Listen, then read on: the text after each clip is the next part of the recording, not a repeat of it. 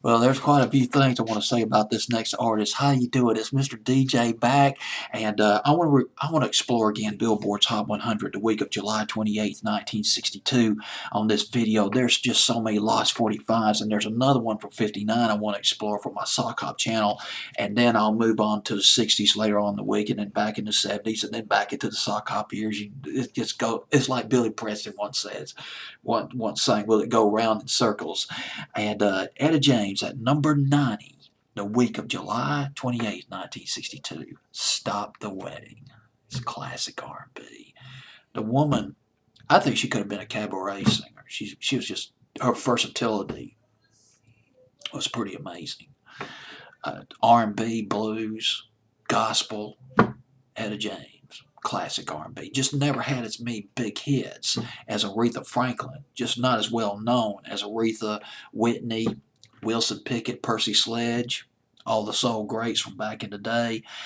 Etta James, this might have been, I think this was her first hit. If it's not her first hit, it was one of her early hits off the Modern Record label back in 1955. It was called Dance With Me Henry. It was originally called Roll With Me Henry. Who could play that in the 50s? A DJ gets a copy of that record and says, "Roll with me, Henry." I can't play that record, man. People be screaming at me. I'll get fired. Can't do that. Changed it to Dance With Me, Henry. Went to number one R&B. Etta James was on a roll. But, well, here's the deal. She opened for Little Richard. That record was so big, it got her a spot on Little Richard's tour. But here's what happened. While she was touring with Little Richard, Georgia Gibbs came out with a white bread version of Dance With Me, Henry. God, this happened so often in the 50s and early 60s. You'll have a big R&B hit that catches on, then a white artist covers it, and it becomes even more massive. You're an R&B artist, you're thinking, my God, what gives? Man, I'm not seeing any royalties off this dang record at all. It's all going somewhere else. When Etta James found out about the Georgia Gibbs version, and by the way, Georgia Gibbs changed that title to The Wallflower. Etta James was not pleased. She was not happy. Who's this white person ripping me off? But it happened. Devil or Angel by Bobby Fee. Clovers did it back in 1956. Pat Boone covered Pat Boone. You got to give Pat Boone credit. You got to give him credit. The guy had the balls to cover Little Richard.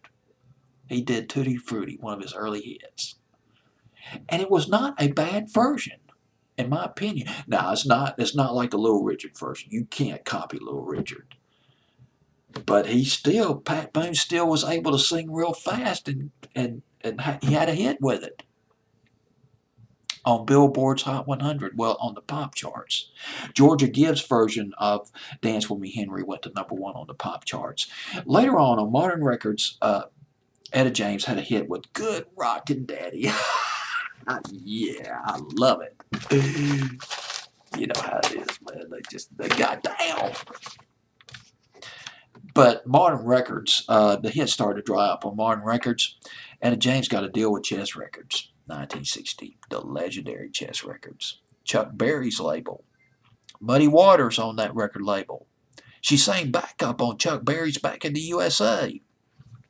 Leonard Chess, head of Chess Records, or at least one of the heads, had a vision. It's the vision thing, and he had it for Etta James. Etta James and Leonard Chess' eyes had the potential to cross over on the pop charts. Still big on R&B, but crossing over to pop radio. She will keep her soulful voice, but like a Christmas tree, Leonard Chess would decorate her soulful voice, the soulful voice of Etta James, with strings, violins, and string instruments to give it that pop flavor to get her over into Billboard's Hot 100. First album for Etta James off the Chess label was called At Last. The title track went to #1 R&B, went to number 47 on Billboard's Hot 100. Not too bad. It's not bad. I mean, it'd be a lot better if it went to number 7, or number 5, or number 3. But number 4, you take what you can get. Some of the stuff that Etta James did after that, though, she threw some gospel into it. She could sing gospel, R&B. I mean, she was just versatile. Stop the Wedding went to number 34 on Billboard's Hot 100. The week of July 28th, 1962, it dropped to number 90 on its way off the charts, but the hits did not end for Etta James. There was Push Over, and there was probably the best known record of hers among the pop audience in the 60s, Tell Mama, which came out in 67, 68. Guess who produced that record? Rick Hall. It was made here in Alabama, Muscle Shoals Fame Studio, just north of Tuscaloosa. Well, here's Etta James with Stop the Wedding.